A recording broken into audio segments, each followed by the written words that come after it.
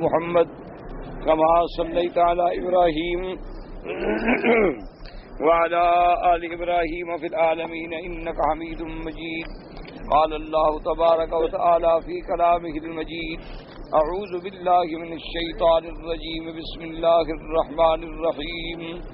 إن المنافقين يخادعون الله وهو خادعهم وإذا قاموا إلى الصلاة قاموا كسالى يراءون الناس ولا يذكرون الله إلا قليلا مذبذبين بين ذلك لا إله هؤلاء ولا إله هؤلاء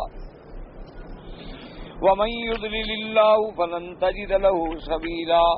قال المؤلف والمفسر رحمه الله تعالى: أدام النفع بعلومه وعلومكم في الدارين آمين. إلى أن قال. وقال الحافظ أبو يعلى: حدثنا محمد بن إبراهيم بن أبي بكر المقدمي قال حدثنا محمد بن دينار عن إبراهيم الهجري عن أبي الأحوص عن عبد الله قال قال رسول الله صلى الله عليه وسلم: من أحسن الصلاة حيث يراه الناس وأساءها حيث يخل فتلك استهانة استهان بها ربه عز وجل.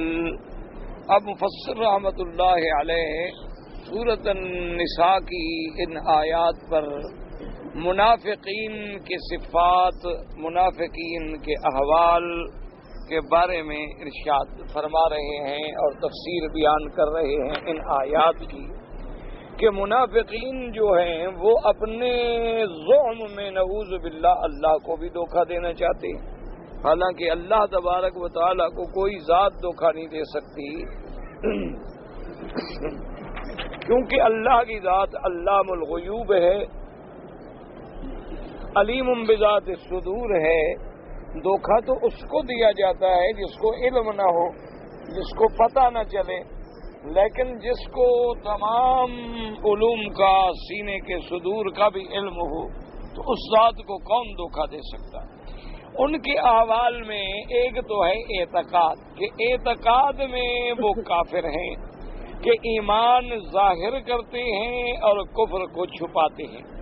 اب ان کی عمل کی حالت کہ جو سب سے افضل عمل ہے نماز، اس میں بھی ان کا عالم یہ ہے کہ بڑی کسل مندی سے اور سستی سے اور مصیبت سمجھ کے نماز کو ادا کرتے ہیں، کیونکہ ان کو خوشی نہیں ہوتی، ان کو راحت نہیں ملتی نماز میں کہ ایمانی نہیں، اور پھر نماز میں بھی اللہ کا ذکر نہیں کرتے مگر تھوڑا سا کیوں نہ یاد کرنے کی کوشش، نہ قرآن سمجھنے کی کوشش۔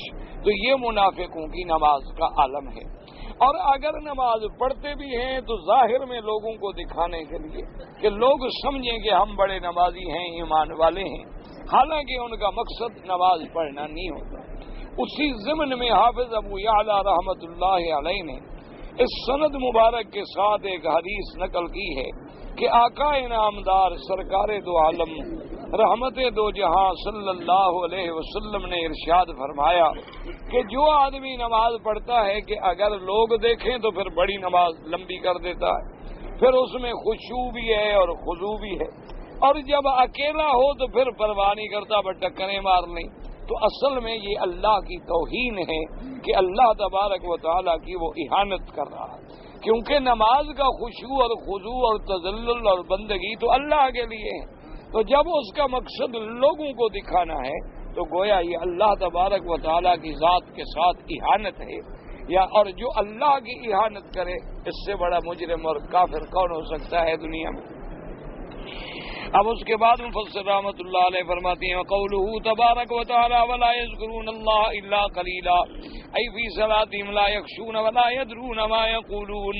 نماز میں نہ خشوع ہے، نہ خضوع ہے، اور نہ پتہ ہے کہ ہم کیا پڑھ رہے ہیں، کیا کہہ رہے ہیں۔ تو یہ منافقوں کی علامت ہے کہ نماز پڑھیں اور پتہ بھی نہ ہو کہ ہماری زبان سے کیا نکل رہا ہے، ہم نے کیا نماز پڑھی ہے، کیا آیات پڑھی ہیں، اللہ کا قرآن کیا کہتا ہے، اللہ کے قرآن کے کیا احکامات ہیں۔ چلو ایک آدمی کو قرآن کا ترجمہ نہیں آتا لیکن قرآن میں غور تو کرے، تدبر تو کرے، غور سے سنے تو صحیح، اور اگر خود پڑھے تو کم از کم ایسے بنا کے پڑھے کہ پتہ تو لگے کہ میں نے یہ آیت پڑھی ہے، پتہ تو لگے کہ میں نے قرآن پاک میں کیا ادا کیا۔ اس لیے میرے آقا رحمت دو جہاں صلی اللہ علیہ وسلم جب نماز پڑھتے تو بی بی عائشہ فرماتی ہے کہ آیتن آیتن، حضور ایسے نکھار نکھار کے ایک ایک آیت پڑھتے تھے جیسے موتی گر رہے ہیں کہ الحمدللہ رب العالمین، ایک ایک آیت، الرحمن الرحیم، مالک یوم الدین، ایک ایک آیت۔ اور پھر پتہ ہے تہجد میں 8 پارے پڑھے حضور صلی اللہ علیہ وسلم۔ جب اس انداز میں پڑھیں اور 8 پارے منزل پڑھیں تو خود اندازہ کریں کہ کتنی وقت لگے گا۔ اور ہم تو ماشاءاللہ 10 منٹ میں 5 نمازیں پڑھ سکتے ہیں، فجر، ظہر، عصر، مغرب، عشاء، ساری 10 منٹ لگیں گے، وما سنت نفل فرض سب ادا ہوگا۔ انا للہ و انا الیہ راجعون۔ تو ہماری نمازیں بھی آج کل بظاہر وہی عالم ہے جو منافقوں کی نماز کا، یعنی آپ اندازہ فرمائیں، آپ اللہ کے حرم میں بیٹھے ہیں اور اہل علم ہیں ماشاءاللہ، یعنی آپ کو یاد ہے کہ کل امام صاحب نے مغرب میں کیا پڑھا تھا؟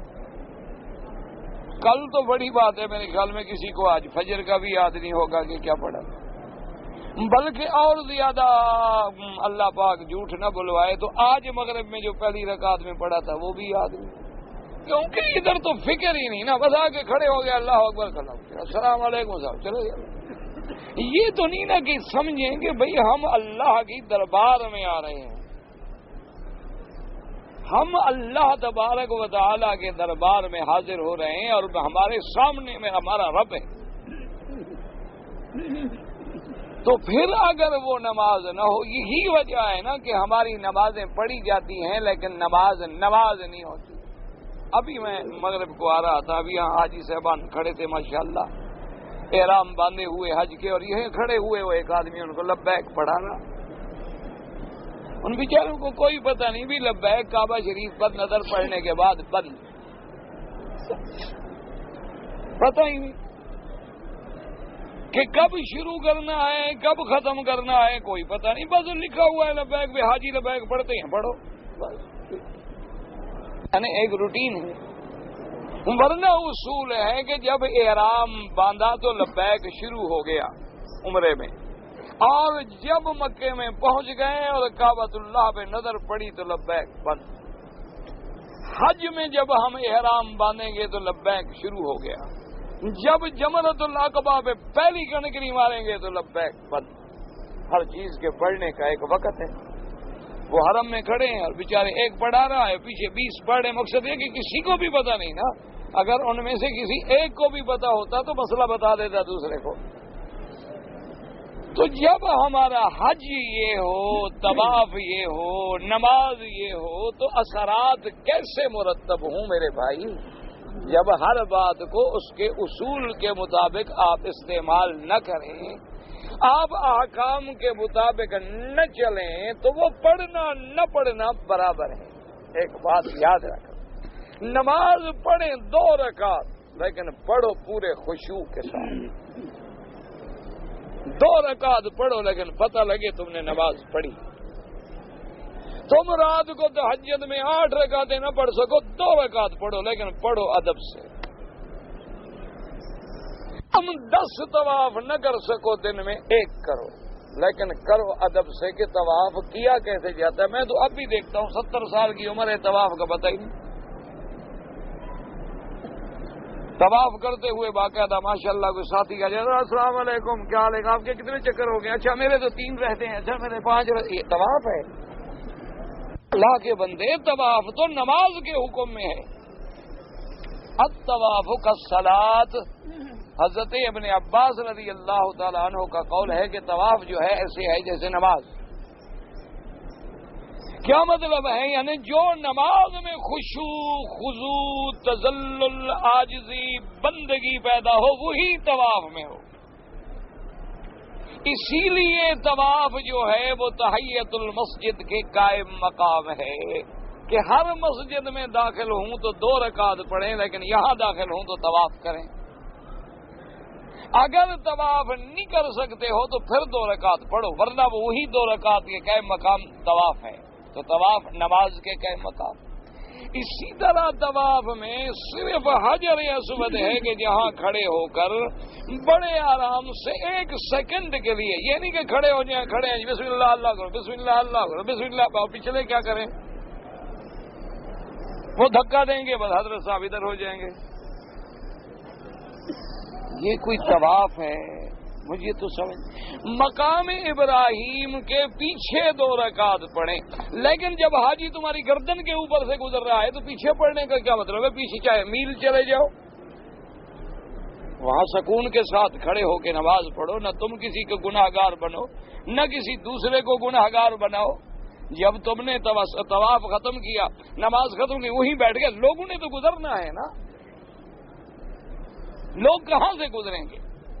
تو وجہ کیا ہے کہ وہی نعوذ باللہ ثم نعوذ باللہ کہ آج ہمارے اعمال جو ہیں وہ منافقوں کے اعمال ہیں، کہ نماز ہے ریا کے لیے ہے، تقریریں ہیں ریا کے لیے ہیں، عبادت ہے ریا کے لیے ہے، اور ساری چیز جو ہے محض شہرت ہے کہ حاجی ہے جی، حاجی ہے جی، ماشاءاللہ جناب ہر سال حج کرتا ہے، اور ہم سے تو ابو جہل نے زیادہ حج کیا ہے، وہ تو رہتا بھی یہاں تھا، کیا جنت میں جائے گا ابو جہل؟ کیوں؟ ابھی لہب اتبا اتبا شیبا، اور چلو ہم تو کبھی حج پہ آتے ہیں، انہوں نے تو خدا کا کعبہ بنایا، انہوں نے تو حجاج کرام کی خدمتیں کی، زمزم پلایا، سرید ہاشم دنیا میں معروف تھی، حضور کے دادا تھے حضرت ہاشم، حکم دیتے تھے کہ ایک 100 اونٹ ذبح کرو، 100 اونٹ، اس کا شوربہ بنا کے سرید بنا کے حاجیوں کو کھلاؤ، اس کے باوجود بھی وہ نہیں چھوڑے، کیوں؟ وجہ کیا تھی؟ شرک آ گیا، عبادت برباد ہو گئی، ریا آ گیا، عبادت برباد ہو گئی، اللہ پر صحیح عقیدہ نہ رہا، عبادت برباد ہو گئی۔ اس لیے خدا کے لیے اب دیکھیں کہ مفسر فرماتے ہیں کہ منافقوں کی یہ حالت ہے کہ لا یذکرون اللہ الا قلیلا، کہ اللہ کا ذکر وہ نماز میں بھی نہیں کرتے مگر تھوڑا سا، کیوں؟ آتا ہی نہیں تو کیا کریں؟ انہوں نے قرآن پڑھا ہی نہیں، کیا کریں؟ کیا پڑھیں؟ شوق ہی نہیں، ذوق ہی نہیں، اور اس لیے فرماتی ہیں کہ خشوع کوئی نہیں، اور جو کچھ پڑھ رہے ہیں پتہ کوئی نہیں۔ ہمارے ایمان سے کہیں کتنے بندے ہیں جو سبحان ربی الاعلی پڑھتے ہیں اور ان کو پتہ ہے؟ سبحانہ کیا معنی؟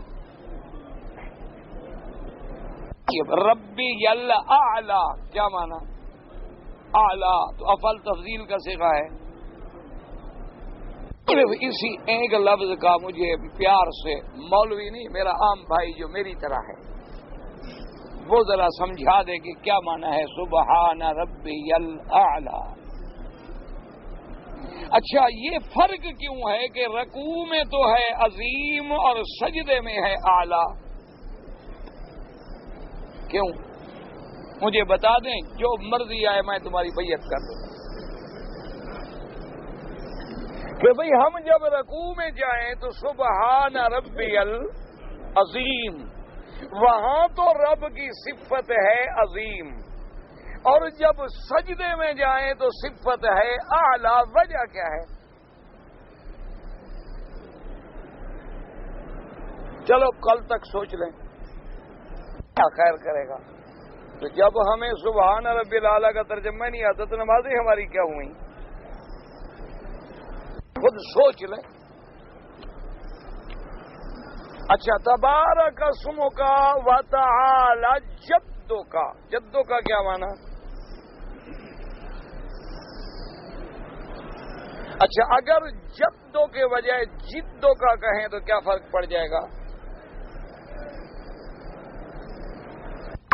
اچھا، مشکل کیا ہے کہ چھوٹی سی نماز کی کتاب لے لو اور 4 دفعہ دیکھ لو، مشکل کون سی ہے؟ کوئی ایسا مسئلہ تو نہیں نا جو حل نہ ہو۔ بھئی چھوٹی ایک نماز کی کتاب لے لیں اور اس میں اپنی نماز یاد کر لیں کہ بھی سبحانک اللہ کا کیا معنی ہے، سبحان ربی الاعلی کا کیا معنی ہے۔ جو سمجھ نہ آئے پنسل سے نشان لگا لیں، مولوی صاحب یہ سمجھ نہیں آیا مجھے سمجھا دیں۔ 2 دن کوشش کریں، نمازیں ٹھیک ہو جائیں گی۔ اور جب نماز ٹھیک ہو جائے گی تو رب راضی ہوگا. اب رب راضی ہوگا تو ہماری ساری دکھ تکلیفیں دور ہو جائیں. مشکل تو یہ ہے نا کہ ایک تو پہلے 90% مسلمان نماز پڑھتا نہیں. 10% مسلمان جو نماز پڑھتا ہے اس میں سے پھر 9 کو تو آتی نہیں. اور جس ایک کو نماز ماشاءاللہ آتی ہے وہ کسی دوسرے کو سکھانے پہ تیار نہیں. تو کام کیسے بنے؟ اچھا کتنے آدمی کھڑے ہیں ماشاءاللہ اور سارے اللہ کا فضل ہے، ان میں سے اللہ کے کعبے میں کھڑے ہو کتنی دفعہ تم نے اپنی بیوی سے نماز سنی ہے؟ نہیں، ٹھنڈے دل سے، ناراضگی کی بات نہیں. میں تمہارا بھائی ہوں، مجھے مولوی شولوی نہ سمجھا کرو. مجھے اپنا ایک بھائی سمجھ لو، خادم سمجھ لو، ایک ساتھی سمجھ لو، طالب العلم سمجھ لو. نہ میں مولوی نہ میں پیر. ایمانداری سے کہیں کہ ہماری اتنی زندگی گزر گئی، ایک دن تم نے اپنی بیوی سے کہا کہ مجھے نماز سناؤ؟ ایک دن اپنی بیٹی سے کہا کہ بیٹی ادھر بیٹھ جاؤ مجھے نماز سناؤ کہ نماز کیسے پڑھتی ہو؟ ایک دن. آپ کہیں کہ مولوی صاحب سنیں تو تب جب ہمیں بھی تو آتی ہو نا. اگر بیوی کہہ دے اچھا میں بعد میں سناؤں گی تم پہلے سناؤ تو پھر کیا کریں؟ تو شرمندگی میں پردہ پڑا ہوا ہے، نہ ہم پوچھتے ہیں نہ وہ پوچھتی ہے، گاڑی چل رہی ہے. اگر اس نے کہہ دیا کہ چلو میں بعد میں سناتی ہوں تم پہلے مجھے دعائے قنوت سنا. کتنے آدمی ہیں ایمان سے کہیں جن کو جنازے کی دعا یاد ہے؟ بس اگر ہے تو بس اللہم اغفر لحینا میتنا شاہدنا غائبنا صغیرنا کبیرنا ذکرنا انسانا وعلیکم السلام. کتنے لوگ ہیں جن کو پوری دعائیں یاد ہیں کہ اللہم نقہ عن الخطایا کما ینقی الثوب الابیض من الدنس، اللہم اغسل خطایاہ من الماء والثلج والبرد، اللہم اکرم نزلہ وسع مدخلہ، اللہم بدل دارہ خیرا من دارہ وبدل اہلہ خیرا من اہلہ، اللہم لا تذلنا بعدہ ولا تفتنا بعدہ ولا تحرمنا اجرہ. کتنوں کو یاد ہے؟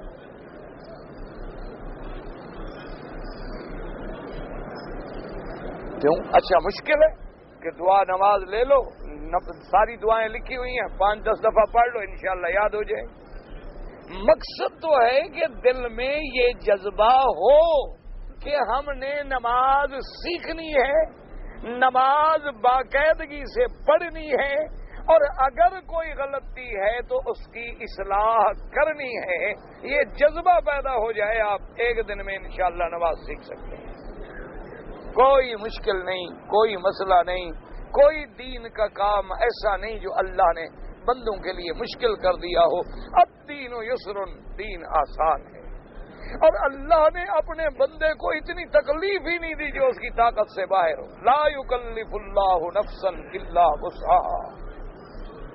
اللہ تبارک و تعالی نے فرائض محدود رکھے ہیں، اور نفل میں اللہ نے تمہیں اجازت دی ہے کہ جتنا کر سکتے ہو کر لو، نہیں کر سکتے ہو نہ کرو، لیکن جب کرو تو پھر ٹھیک ٹھیک کرو، صحیح معنوں میں ادا کرو. اب دیکھیں یہ منافقوں کا حال تھا. بل ہم فی صلاتہم ساہون لاہون واما یزاد بہم من الخیر معرضون.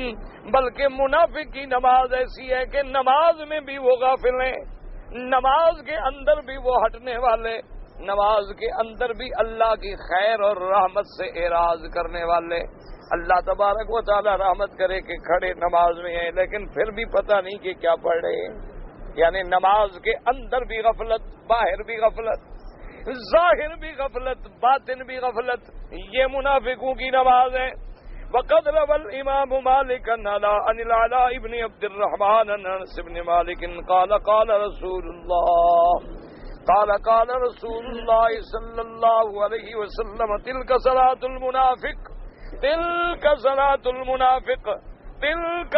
المنافق يجلس يركب الشمس حتى إذا كانت بين قرني الشيطان قام فنكر 4 لا يذكر الله فيها إلا قليلا. وكذا رواه مسلم والترمذي والنسائی من حدیث اسماعیل ابن جعفر المدنی عن العلاء ابن عبد الرحمن به وقال الترمذی رحمہ اللہ تعالی حسن صحیح. حضرت انس ابن مالک رضی اللہ تعالیٰ عنہ سے روایت ہے کہ ہمارے آقا نامدار حبیب کبریا صلی اللہ علیہ وسلم نے فرمایا تلک صلاۃ المنافق 3 دفعہ، تلک صلاۃ المنافق، تلک صلاۃ المنافق. فرمایا یہ منافق کی نماز ہے، یہ منافق کی نماز ہے، یہ منافق کی نماز ہے کہ یجلس یرکب الشمسا، بیٹھا ہے انتظار کر رہا ہے، پڑھتا ہوں پڑھتا ہوں پڑھتا ہوں حتیٰ کہ سورج پیلا ہو جاتا ہے، شیطان اپنے سینگوں کے ساتھ سامنے کھڑا ہو جاتا ہے، اس کے بعد اٹھ کے جلدی جلدی وضو کر کے فنکر اربعا، حضور نے فرمایا جیسے مرغا ٹھونگے زمین پہ مارتا ہے اسی طرح اللہ اکبر اللہ اکبر اللہ اکبر کر کے نماز پڑھ لیتا ہے 3 دفعہ. حضور نے فرمایا یہ منافق کی نماز ہے. اب ایمان سے کہیں ہمارے ملکوں میں کیا حال ہے، عصر کی نماز کس وقت پڑھی جاتی؟ اور اب تو اللہ ہمارے مولویوں کو بھی ہدایت دے، اگر 2 مسجدوں میں مقابلہ ہے نا جی، وہ نماز پڑھے گا جمعہ کی 1:30 بجے تو وہ بھی 1:30 بجے، وہ 2 کرے گا، وہ 2:15 کرے گا، وہ 2:30 کرے گا، وہ 2:45 کر دے گا، وہ 3 کرے گا، وہ 3:30 پڑھے گا. انا للہ و انا الیہ راجعون. حضور نے فرمایا یہ منافقوں کی نماز ہے کہ وقت ختم ہونے پہ آیا اور جلدی جلدی ناکارا کا معنی ہوتا ہے جیسے ٹھونگا مارتے ہیں، دانے پڑے ہوں اور مرغا جلدی جلدی ٹھونگے مارتا ہے، ایسے جیسے اللہ اکبر اللہ اکبر اللہ اکبر اللہ اکبر. آپ ابھی عشاء کے بعد دیکھ لینا کتنے آدمی ہیں جو سجدے سے اٹھنے کے بعد سیدھا بیٹھتے ہیں، وہی سجدے سے اٹھ کے دوسرا سیدھا وہی کر دیں. کتنے بندے ہیں جو رکوع کے بعد سیدھے کھڑے ہوتے ہیں کہ سمع اللہ لمن حمدہ ربنا لک الحمد حمدا کثیرا طیبا مبارکا کما یحب ربنا ویرضی. یہ کم از کم ہے، یہ کم از کم ہے، ورنہ الحمدللہ ملء السماوات وملء الارض وملء ما فیہما وملء کل شیء، اور یہ بھی متوسط ہے، اور ورنہ اس کے بعد بھی اللہم باعد بینی وبین خطایایا کما باعدت بین المشرق والمغرب. پھر جائے سجدے میں، اتنی دیر کھڑا رہے. آپ دیکھ لیجئے گا ابھی جب نماز ہو جائے گی نا جی، سنتے پڑھیں گے انشاءاللہ، تجربہ کر لیں. فجر کی نماز میں خاص طور پہ دیکھنا میرے بھائیوں کو کہ اگر امام نے نماز شروع کر دی ہے نا جی الحمدللہ رب العالمین، وہ ابھی ولضالین میں نہیں پہنچے گا، یا 2 سنتیں پڑھ کے آ جائے گا اور پھر خوش ہوگا ماشاءاللہ جی میں نے سنتے پہلے پڑھ لی ہیں جی. حالانکہ مسئلہ معلوم نہیں کہ اذا اقیمت الصلاۃ، جب نماز کھڑی ہو گئی ختم، کوئی سنتے نہیں، نماز میں مل جاؤ. نہیں ہے بعد میں پڑھو، نماز کا سلام پھیر کے پڑھ لو، سورج نکلنے کے بعد پڑھ دو، یا وقت پر آؤ اذان کے بعد پڑھو سنتے. اگر ایسے وقت میں آئے ہوگے جماعت کھڑی ہو گئی ہے تو اللہ چاہتے ہیں کہ کوئی بندہ دور سے دیکھنے والا یہ نہ سمجھے کہ وہ الگ نماز پڑھ رہے ہیں یہ الگ نماز پڑھ رہے ہیں. اللہ ملانا چاہتے ہیں، توڑنا نہیں چاہتے، کہ دیکھنے والے کو نظر آئے کہ ایک صف ہے، ایک جماعت ہے، مسلمان ہیں، ان کا خدا بھی ایک ہے، ان کا کعبہ بھی ایک ہے، ان کا قرآن بھی ایک ہے، ان کا پیغمبر بھی ایک ہے، ان میں تو کوئی جھگڑا ہے نہیں. فروعی اختلافات ہوتے ہیں، وہ تو بات ہی کوئی نہیں، وہ تو ہر دور میں ہوتے رہتے ہیں. جب بچہ پیدا ہوتا ہے تو قمیص چھوٹا ہوتا ہے، پھر بڑا ہوتا ہے، پھر بڑا ہوتا ہے، تبدیل ہوتا ہے، وہ تو فروعی مسائل، اس سے تو کوئی فرق نہیں پڑتا. تو اس لیے میرے بھائی تم بچو، ایسی نماز پڑھو جو مومن کی نماز ہو، منافق کی نماز نہ ہو. وَقَوْلُهُ تَبَارَكَ وَتَعَالَى مُذَبْذَبِينَ بَيْنَ ذَلِكَ لَا إِلَٰهَ هَٰؤُلَاءِ وَلَا إِلَٰهَ هَٰؤُلَاءِ، یعنی المنافقین محیرین بین الایمان والکفر فلا هم مع المؤمنین ظاہرا وباطنا ولا مع الکافرین ظاہرا وباطنا بل ظواہرهم مع المؤمنین وبواطنهم مع الکافرین ومنهم من يأتيه الشك فتارة يميل إلى هؤلاء وتارة يميل إلى أولئك. اللہ نے فرمایا کہ منافقوں کا حال کیا ہے کہ نہ تو وہ ایمان و کفر کے درمیان میں حیران ہیں، بھاگ رہے ہیں، نہ ظاہر باہر مومن ہیں کہ مومنوں سے مل جائیں، نہ ظاہر باطن کافر ہیں کہ کافروں سے مل جائیں، بلکہ ظاہر مومنوں کے ساتھ ہیں اور باطناً جو ہیں وہ کافروں کے ساتھ ہیں. یہ منافق کا کردار ہے. اس لیے فرمایا اور کچھ شک میں ہیں، مذبذبین بین ذالک لا الہ الا ولا الہ الا. یہ مذہب اسی لیے منافق یاد رکھیں ہمیشہ، چاہے عملی زندگی ہو چاہے اعتقادی زندگی ہو، اس کا حال یہ ہوتا ہے جیسے دھوبی کا کتا، نہ گھر کا نہ گھاٹ کا، نہ وہ ادھر کا ہوتا ہے نہ ادھر کا ہوتا ہے. ایک دن نفاق کھل جاتا ہے اور دونوں جماعتیں اس کی دشمن بن جاتی ہیں. یہی منافقوں کا کردار تھا کہ اذا لقوا الذین آمنوا قالوا آمنا واذا خلوا الى شیاطینہم قالوا انا معکم انما نحن مستہزئون. کہ جب مومنوں کو ملتے ہیں تو کہتے ہیں ہم ایمان والے ہیں، ہم تو پکے مسلمان ہیں، ہم تو حضور کے غلام ہیں. اور جب علیحدہ ہوتے ہیں تو کافروں کو کہتے ہیں ہم تمہارے ساتھ ہیں، ہم مسلمانوں کو تمہارا دھوکہ دے رہے ہیں، ان کی خبریں لے کر تمہیں پہنچاتی ہیں. جیسے اللہ نے فرمایا کلما اضاء لهم مشوا فیہ واذا اظلم علیہم قاموا. اللہ نے فرمایا ان کی مثال ایسی ہے کہ جیسے روشنی ہو اور بندہ چل پڑتا ہے، پھر اندھیرا ہو جائے تو کھڑا ہو جاتا ہے. اس لیے کبھی کبھی ان کو ایمان کی روشنی نظر آتی ہے تو مومنوں کی طرف آ جاتے ہیں، پھر کفر کا اندھیرا چھا جاتا ہے تو پھر رک جاتے ہیں. وقال مجاہد مذبذبین بین ذلک لا الہ الا ولا الہ الا. یعنی نہ تو یا اصحاب محمد، یعنی نہ تو وہ حضور کے صحابہ کے ساتھ ہیں، ولا الہ الا نہ یہودیوں کے ساتھ ہیں، کبھی یہودیوں کے ساتھ کبھی ان کے ساتھ، ظاہر ان کے ساتھ باطن ان کے ساتھ. وقال ابن جریر حدثنا محمد بن المثنى قال حدثنا عبد الوهاب قال حدثنا عبید اللہ عن نافع عن ابن عمر رضی اللہ تعالی عنہما عن النبی صلی اللہ علیہ وسلم قال مثل المنافق كمثل الشاة العائرة بين الغنمين تئیر الى هذه مرة والى هذه مرة ولا تدری ایہما تتبع تفرد به مسلم.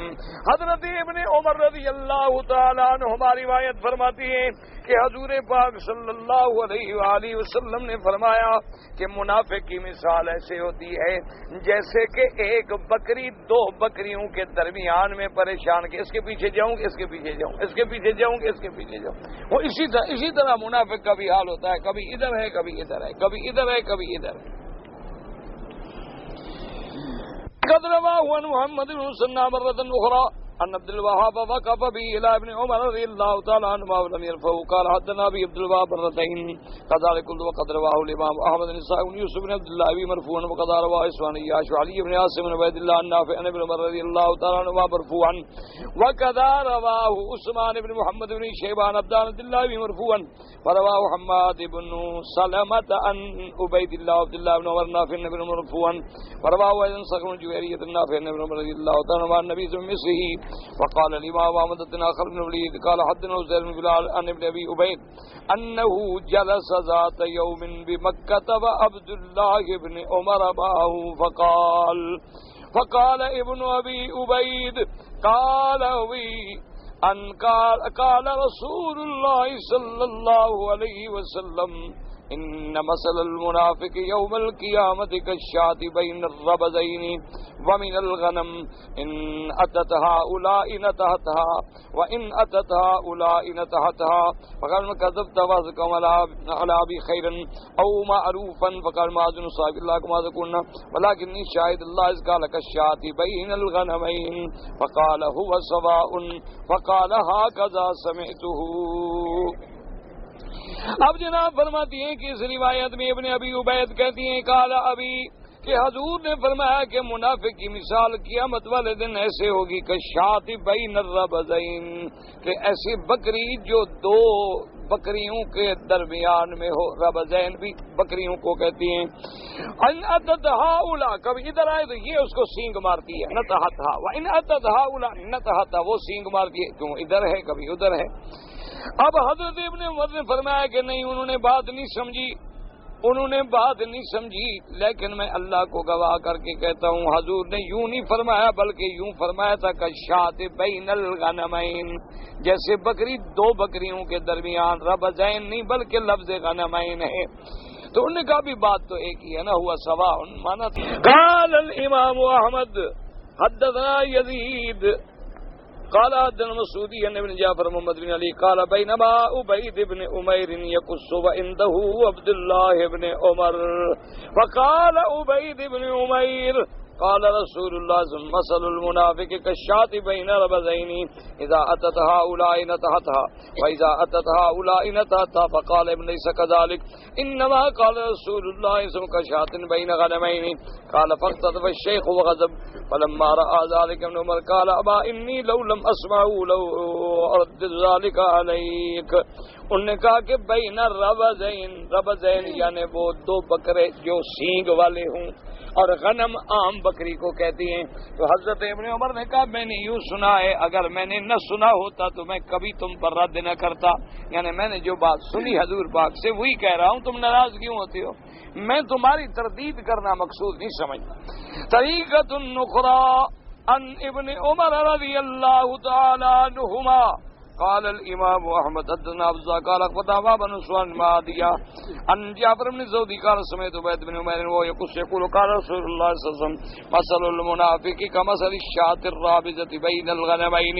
فقال ابن عمر ويلكم لا تكذبوا على رسول الله صلی اللہ علیہ وسلم انما قال رسول اللہ صلی اللہ علیہ وسلم مثل المنافق كمثل الشاة العائرة بین الغنمین.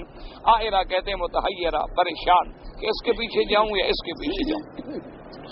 رواه احمد بن طريق ان ابن وهبيات بن ابي قال حدثنا عبد الله قال اخبرنا سعيد بن ساكن بن عباس بن رسول الله صلى الله عليه وسلم قال مثل المؤمن والمنافق والكافر مثل ثلاثه نفر انتهوا الى واد فبكى احدهم فعبر ثم بكى الاخر حتى اذا اتى على نصف الوادي ناداه الذي على شفير الوادي ويلك اين تذهب الى الحلقه ارجع او دك علي على بدئك فناداه الذي ابر هلم الى النجاه فجعل ينظر الى هذا مره والى هذا مره قال فجاءه سيل فأغرقه فالذي عبر هو المؤمن والذي غرق المنافق مذبذبين بين ذلك لا إله هؤلاء ولا إله هؤلاء والذي مكث الكافر.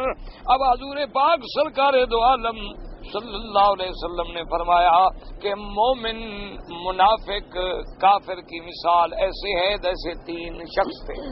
وہ ایک پہنچے وادی پر، وادی کہتے ہیں جو پہاڑوں کے درمیان میں جگہ ہوتی ہے، وہ وادی ہوتی ہے. اس وادی کے پہنچنے کے بعد ایک آدمی تو تیزی سے چلا گیا اور وادی عبور کر کے دوسرے کنارے پہ پہنچ گیا، اور ایک آدمی پہلے کنارے پہ کھڑا ہو گیا، اور ایک آدمی چلا چلا جب درمیان میں پہنچا تو اب اس نے پکارا کہ اچھا جلدی چلو نکل آؤ، اور پیچھے والے نے کہا کہ خیال کرو، آگے جاؤ گے تو برباد ہو جاؤ گے، ہلاک ہو جاؤ گے، واپس آؤ. اب وہ کبھی ادھر دیکھتا ہے کبھی ادھر دیکھتا ہے کہ میں واپس جاؤں یا آگے جاؤں. نتیجہ یہ نکلتا ہے کہ سیل کا پانی آیا، وہ وہیں غرق ہو گیا، نہ ادھر پہنچا نہ ادھر پہنچا. حضور پاک نے فرمایا جو وادی گھاٹی پار کر گیا وہ مثال ہے مسلمان کی، ایمان والے کی، مومن کی، کہ وہ تو اس دنیا کی گھاٹی کو پار کر کے جنت میں پہنچ گیا، اور جو بالکل کھڑا رہ گیا وہ کافر، اور جو درمیان میں پہنچ کے کبھی ادھر دیکھتا ہے کبھی ادھر دیکھتا ہے، یہ منافق کی مثال ہے، وہ بھی غرق ہو گیا، ہلاک ہو گیا. اس لیے فرمایا مذبذبین بین ذلک لا الہ الا ولا الہ الا. وقال ابن جرير ابن ابي الشيخ قال ادنا شعبان قتادة مذبذبين بين ذلك لا اله الا ولا اله الا يقول ليسوا بمؤمنين مخلصين ولا مشركين مستبرئين بالشركين. یعنی نہ تو یہ پکے مومن ہیں کہ خالص ایمان والے ہوں، اور نہ پکے مشرک ہیں. قال وذكر لنا ان النبي صلى الله عليه وسلم كان يضرب مثلا للمنافق وللمؤمن وللمنافق وللكافر كمثل رهط ثلاثة دفعوا الى نهر فوقع المؤمن فقطع ثم وقع المنافق حتى اذا كاد يصل الى المؤمن ناداه الكافر ان هلم الي فاني اخشى عليك وناداه المؤمن ان هلم الي فان عندي وعندي يحظى له ما عنده فما زال المنافق يتردد بينهما حتى أذى فغرقه وأن المنافق لم يزل في شك وشبهة حتى أتى عليه الموت وهو كذلك. حضور پاک نے فرمایا کہ مومن منافق اور کافر کی مثال ایسی ہے کہ جیسے ایک 3 بندوں کی جماعت تھی، ایک نہر پہ پہنچے، ایک آدمی تو نہر عبور کر گیا، وہ تو مومن کی مثال ہے کہ وہ دنیا کی مصیبتوں کی نہر سے گزر گیا، اور ایک آدمی کنارے پہ کھڑا ہے، وہ اندر داخل بھی نہیں ہوتا، اور ایک منافق ہے جو اندر داخل ہو گیا. جب درمیان نہر میں پہنچا تو کافر نے پکارا کہ واپس آؤ، ڈوب جاؤ گے، مر جاؤ گے، اور مومن نے کہا بھی نکل آؤ، نکل جاؤ گے. وہ کبھی ادھر دیکھتا ہے، کبھی ادھر دیکھتا ہے، حتیٰ کہ سیل کا جوش پہنچا، تکلیف پہنچی، نتیجہ یہ نکلا کہ وہ غرق ہو گیا درمیان میں. قال وذكرنا النبي صلى الله عليه وسلم كان يقول مثل المنافق كمثل صاغية بين غنمين رأت غنما على نشز فأتتها وشامتها فلم تعرف ثم رأت غنما على نشز فأتتها فشامتها فلم تعرف. حضور نے فرمایا منافق کی مثال ایسی ہے جیسے کوئی بکری پریشان بھاگنے والی کبھی اس بکری کے پاس جاتی ہے، سونگتی ہے کہ شاید یہی میری ماں ہے، لیکن وہ نہیں ہوتی، کبھی ادھر دوڑتی ہے، پھر اس کو جا کے سونگتی ہے کہ شاید یہ میری ماں ہے، وہ بھی نہیں ہوتی. اسی حال میں وہ درمیان میں برباد ہو جاتی ہے. وَلِهَذَا قَالَ تَبَارَكَ وَتَعَالَى وَمَن يُضْلِلِ اللَّهُ فَلَن تَجِدَ لَهُ سَبِيلًا أَيْ وَمَن صَرَفَهُ عَن طَرِيقِ الْهُدَى فَلَن تَجِدَ لَهُ وَلِيًّا مُرْشِدًا.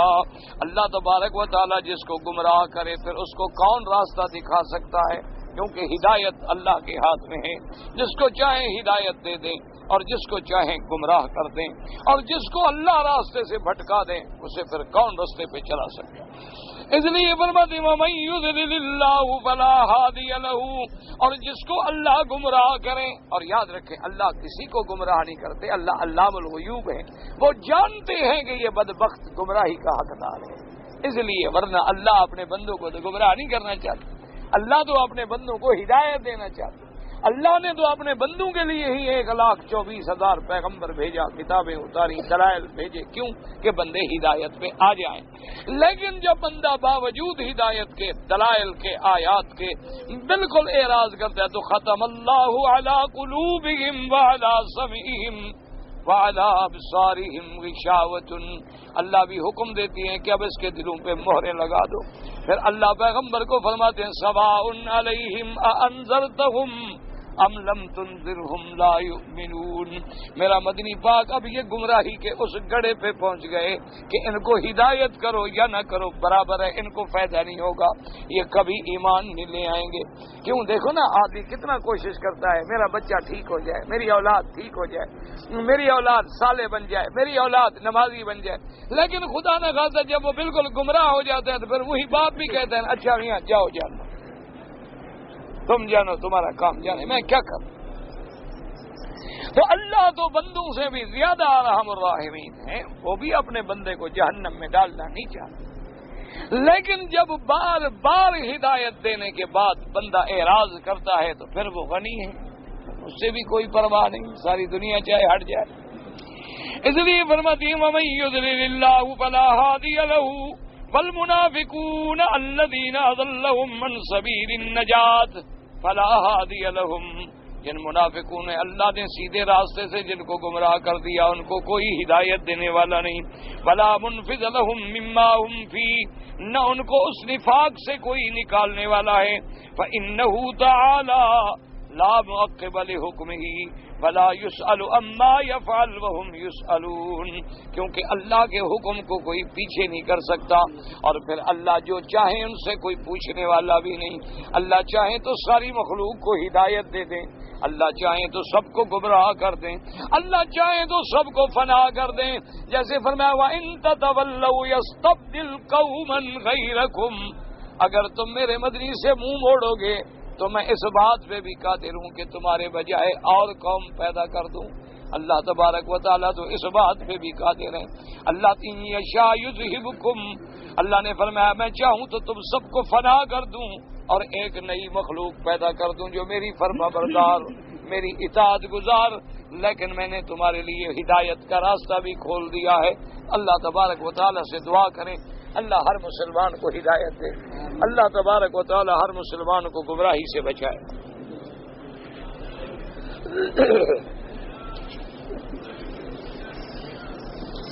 کہتے ہیں جی کہ میں 10 رمضان المبارک کو عمرے کے لیے آیا اور اب میں نے اس سال حج کرنا ہے، تو کیا میرے لیے قربانی کرنا حج کی ضروری ہوگی؟ بالکل نہیں ہوگی۔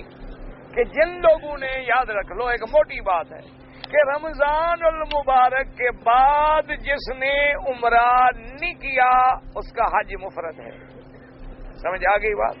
اس پر حج کی بکری واجب نہیں۔ جن لوگوں نے رمضان کے بعد عمرہ کر لیا ہے، شوال میں، ذیقعدہ میں، ذی الحج میں، یعنی رمضان کے بعد حج سے پہلے جس نے بھی عمرہ کر لیا ہے اب وہ تمتع سے نہیں نکل سکتا، کسی شکل میں اس کو بکری تمتع کی دینی۔ ایک موٹی بات یاد ہے کہ جس نے رمضان کے بعد عمرہ نہیں کیا اور حج کرے گا اس کا حج کیا ہوگا؟ مفرد ہوگا، اس پہ حج کی بکری واجب نہیں ہوگی۔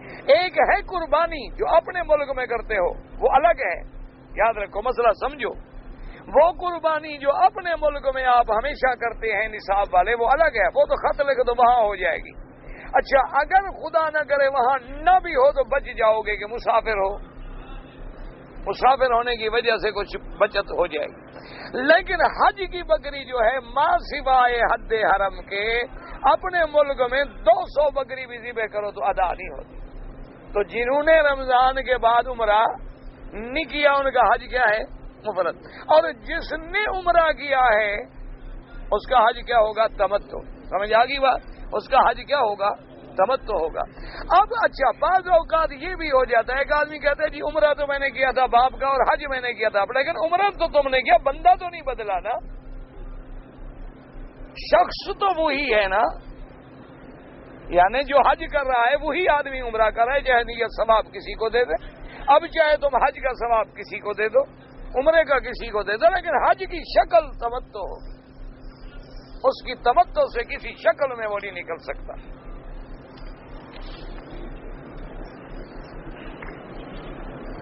اگر عورت کا نکاح ہوا ہے، ابھی وہ ماں باپ کے گھر میں ہے، اس کی رخصتی نہیں ہوئی، یعنی خامد کے گھر نہیں گئی، لیکن بچہ ہو گیا، حمل ہو گیا، تو اب وہ کیا کرے؟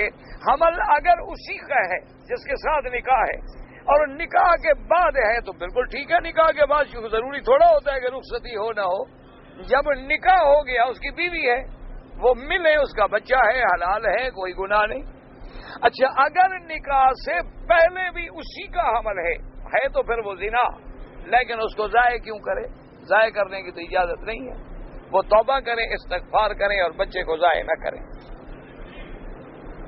اگر سوتے ہوئے احتلام ہو جائے تو سارا کپڑا دھوئے، کوئی سارے کی ضرورت نہیں ہے، اسی جگہ کو دھو لے، بدن دھو لے، غسل کر لے۔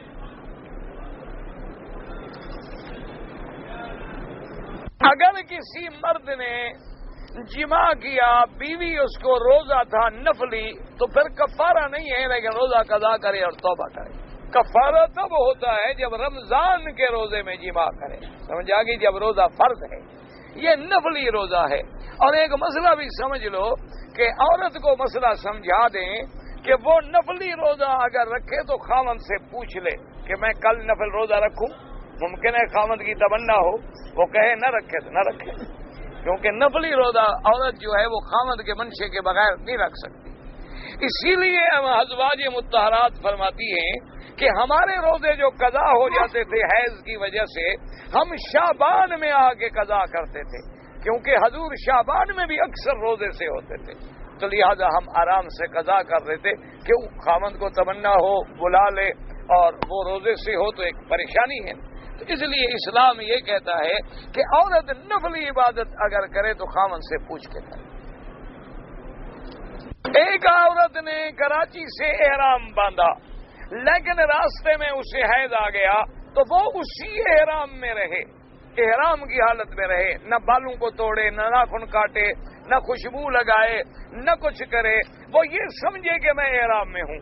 جس دن پاک ہو جائے غسل کر کے اپنے عمرے کو پورا کرے، اس کا وہی میقات والا عمرہ قائم ہے۔ اگر اس نے احرام کھول کے مثلا خوشبو ڈال لی، غسل کر لیا، احرام توڑ دیا تو عمرہ بھی قضا کرنا پڑے گا اور ایک بکری بطور دم بھی دینی پڑے گی۔ اچھا، اب عورت حائضہ ہے، وہ یہاں آ گئی، لیکن وہ کہتے ہیں جی کل آپ مدینہ جائیں، تو اس کو چاہیے وہ جا کے درخواست دے دے اپنے مکتب میں کہ میری بیوی حائضہ ہے، ہم نے عمرہ مکمل نہیں کیا، عمرہ مکمل کرنے کے بعد ہمیں بعد میں بھیجا جائے۔ جب ہم اپنا عمرہ مکمل کر لیں تو کوئی ایسی بات نہیں ہے، کوئی ضروری نہیں ہوتا کہ وہ بات نہ مانے۔ اچھا، اگر نہ مانے تو اپنے آپ کو اسی احرام میں رکھے، وہ سمجھے میں احرام میں ہوں، مدینے بھی چلی جائے لیکن احرام میں ہے، وہی نیت اس کی باقی ہے، وہ پابندیاں قائم رکھے۔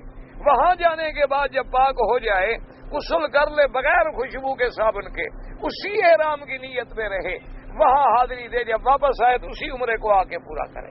لیکن بہتر یہ ہے کہ یہاں رہ جائے، کیونکہ اس طرح مدینے میں آنے سے پھر اس کو دوسرا عمرہ نصیب ہو جائے گا، ورنہ اس کا یہی ایک ہی عمرہ رہے گا، اور اگر توڑ دے گی تو عمرہ بھی قضا کرنا پڑے گا اور دم بھی دینی پڑے گی۔ اگر کوئی آدمی مکے میں رہتا ہے، مقیم ہے، مستقل، وہ حج پہ نہ جائے، کوئی بات نہیں، زندگی میں حج ایک دفعہ فرض ہے، ہر سال تو فرض ہے ہی نہیں۔ باقی جو قربانی ہے صاحب نصاب کی، وہ تو اس کے ذمہ واجب ہے ہی ہے، وہ چاہے یہاں کرے اپنے ملک میں کرے۔ اور ایک مسئلہ سمجھ لیں مکے والے، اگر آپ لوگ حج پہ نہ جائیں تو پھر ایک خیال رکھنا کہ عرفات والے دن روزہ رکھ لینا، کیونکہ عرفات کا روزہ جو ہے وہ 2 سالوں کے گناہوں کی بخشش کرا دیتا ہے، ایک سال پہلا اور ایک سال آنے والا۔ اور جو حج پہ جائیں وہ روزہ نہ رکھیں۔ 10 رمضان کو آئے ہیں پاکستان سے، بعد میں آپ نے عمرہ نہیں کیا، آپ کا کوئی تمتع نہیں۔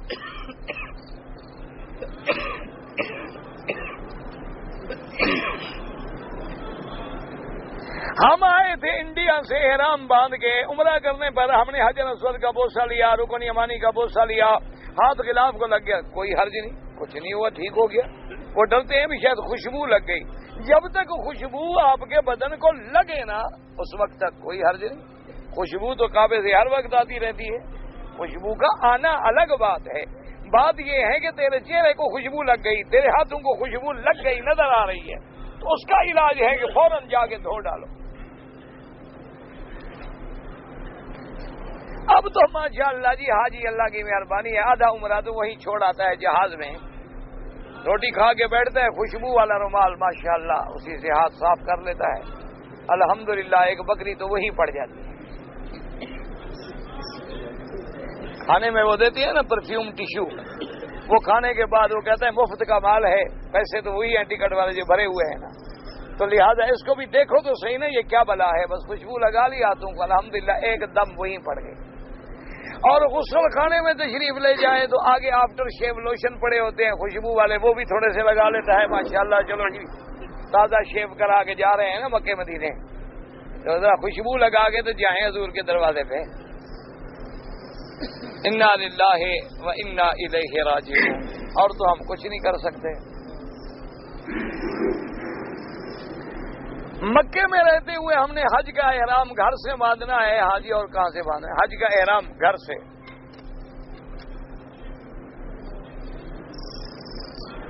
میں نے شوال میں چھٹی کاٹ کے آیا، عمرہ بھی کیا ہے، تو آپ کا حج تمتع ہوگا۔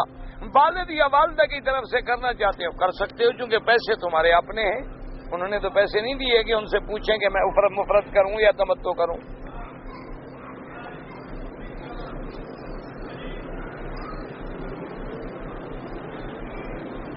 میں مدینہ منورہ جا رہا ہوں، اگر آپ نے عمرہ کیا حج سے پہلے پھر آپ کا حج تمتع ہوگا. اگر آپ کی ڈیوٹی ہے، نوکری ہے، جا رہے ہیں عمرہ نہیں کریں گے تو پھر حج مفرد ہوگا، پھر بکری نہیں دینی ہوگی. قبر کے بارے میں بیان، اللہ سب کی دعا کرو کہ قبر آسان کر دے. دعا کریں اللہ خاتمہ ایمان پہ فرمائے، اللہ کلمہ توحید پہ ہمارا سانس نکلے، اور جب مرے تو زبان پہ جاری ہو لا الہ الا اللہ محمد الرسول اللہ، اور اللہ قبر میں ثابت قدم رکھے، اور اللہ سوال و جواب میں ثابت قدم رکھے، اور اللہ فتنہ قبر اور عذاب قبر سے محفوظ رکھے.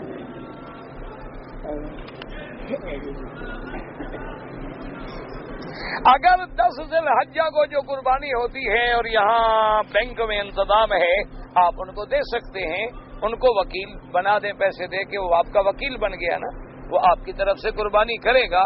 اور یعنی ہمارے معلومات یہی ہے کہ بالکل صحیح وہ باقاعدہ کرتے ہیں. باقی حنفیوں کے نزدیک ذرا مسئلہ ہوتا ہے کہ ان کے نزدیک ترتیب واجب ہے، اور وہ ایک وقت میں تو سب کی نہیں کر سکتے نا، آخر قربانی کرنے میں وقت تو لگتا ہے. تو اس لیے افضل تو یہ ہے کہ آدمی خود خریدے اور اپنے ہاتھ سے دے. لیکن اگر وہ دے دے تو جائز ہے، کوئی منع نہیں. دوران طواف اگر کعبے پر نظر پڑے کوئی حرج نہیں. اگر جنازے کی تکبیریں 2 یا 3 چھوٹ جائیں، ہم بعد میں ملیں، تو جب امام سلام پھیر لے تو آپ جلدی سے وہ تکبیریں پوری کر دیں، اللہ اکبر اللہ اکبر اللہ اکبر السلام علیکم. کیونکہ اور جلدی جلدی کریں، ایسا نہ ہو کہ میت پہنچ جائے جنت المعلا اور تم تکبیریں کہتے رہو، کیونکہ ہمارے لوگوں کی نیت ہی لمبی ہوتی ہے، تکبیر ہی لمبی ہوتی ہے. نماز کی نیت جو شروع کریں ماشاءاللہ 1 رکعت امام پڑھ لی، ابھی نیت میں کھڑا ہوتا ہے.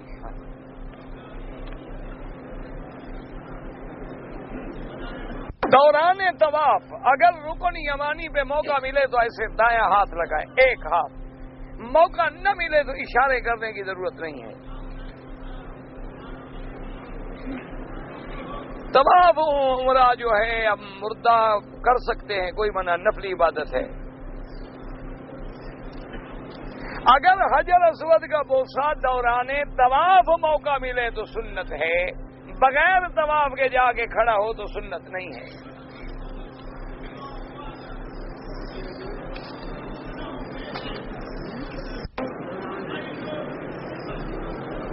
ایک آدمی کا تھیلا گر گیا، کسی آدمی نے لے لیا، اس میں کچھ ریال بھی ہے، تو پہلے تو اس تھیلے والے کو تلاش کرو، اس میں کاغذ ہو، ایڈریس ہو، کچھ ہو تو اس کو پہنچاؤ. اور اگر وہ آدمی نہیں ملتا، کوئی نام نہیں، کوئی ایڈریس نہیں، کہاں سے ڈھونڈیں، تو پھر وہ پیسے خیرات کر دو، کسی غریب مسکین کو دے دو.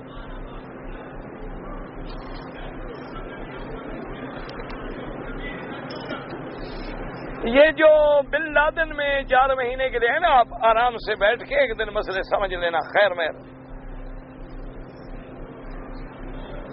ایک آدمی کی بیوی آئی تھی، بغیر خامد کے حج پڑ گئی. اب خامد کہتا ہے کہ پھر حج پڑھیں تو اچھی بات ہے، 2 ہو جائیں گے نا. ایک حج تو پہلے پڑ گئی، لیکن بغیر محرم کے آنے کا گناہ ہوا، اس سے توبہ کرے، حج تو ہو جائے گا.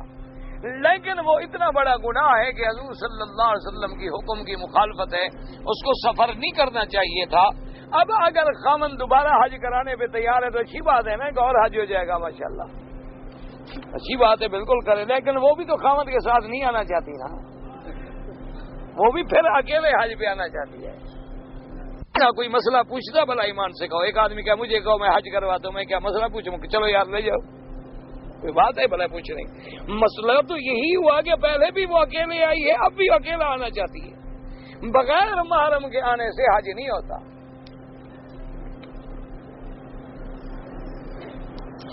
ایک آدمی حج پہ آیا ہے لیکن اس کو عادت ہے لوگوں کو گالیاں دیتا ہے، توبہ کرے.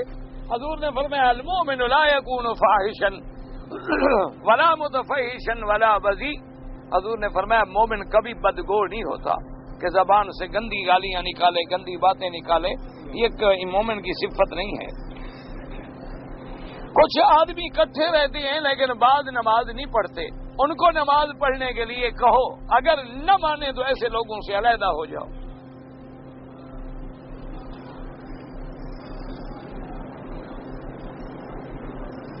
جی صاحب جمرے کے بعد مینا میں جا کے دیکھا کہ 4 بجے قربانی بند ہو گیا، قربانی بند ہو گیا تو کیا کیا؟ طواف زیارت کر لیا، کوئی بات نہیں، خیر ہے، ٹھیک ہے۔ اگر پکا حنفی ہے تو طواف زیارت سے پھر بھی فرق نہیں پڑتا، طواف زیارت ترتیب میں شامل ہے ہی نہیں۔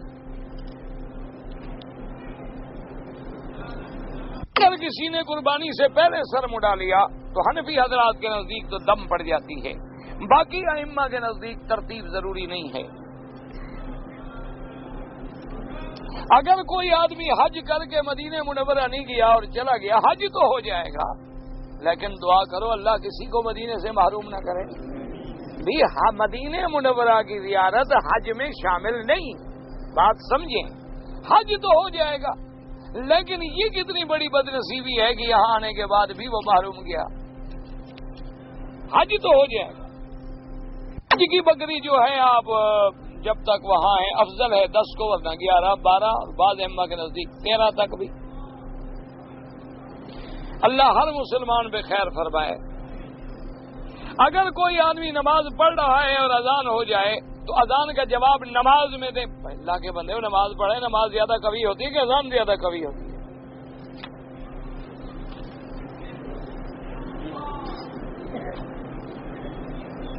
اب جناب یہ ہے کہ ایک آدمی نے اپنی بیوی کو محرم میں طلاق دیا، دوسرے مہینے میں دوسرا طلاق دیا، پھر رجوع کر دیا، پھر تیسرے مہینے میں تیسرا طلاق دیا، تو سب کے نزدیک مغلظہ ہو گیا نا، 3 طلاق پکا کام ہو گیا۔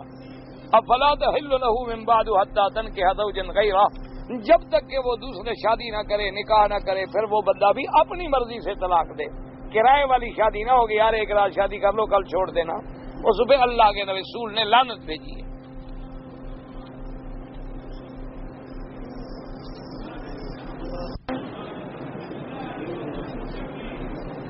پتہ نہیں، یہ میں نہیں سمجھ نہیں آیا مجھے۔ ایک آدمی نے 2000 ریال تجارت کے لیے دیا کہ کھانے پینے کا خرچہ دو، یہ منع ہے کھانے پینے کا، کہ کیا خرچہ دو، جو نفع آئے گا نفع لو، گھاٹا آئے گا گھاٹے میں شریک ہو۔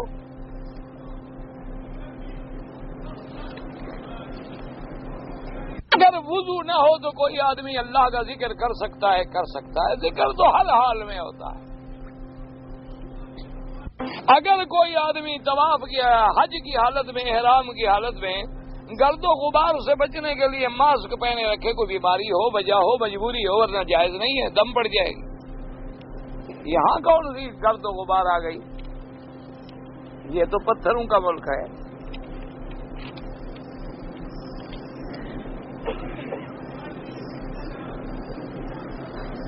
اگر 8 ذی الحج کو ہم نفلی طواف میں رمل اصطبا صفا کر لیں، پھر آپ کو طواف زیارت کرنا ہوگا فقط۔ میں آپ سے کچھ مسائل معلوم کرنا چاہتا ہوں، تو صبح کے بعد، ظہر کے بعد جب موقع ملے، دیکھو میں جا رہا ہوں، فارغ بیٹھا ہوں، پوچھ لو۔ رکن یمانی پر استلام کیوں ضروری ہے؟ سنت ہے، حضور پاک نے کیا ہے۔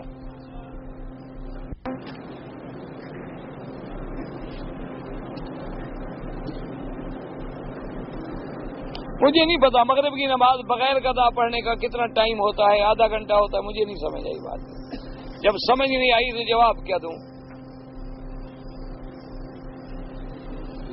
ایک آدمی 3 تاریخ کو حرم پہنچا، عمرے کا احرام باندھا ہوا تھا، صفا مروہ نہیں دوڑا، احرام کھول دیا، بال کٹا دیے تو دم پڑ گئی۔ میں نے آج صبح طواف کیا تھا، مجھے شک ہے کہ میرے چکر زیادہ ہیں یا کم ہیں، جو یقین ہے اس پہ عمل کرو، ورنہ ایک طواف اور کر لو بس۔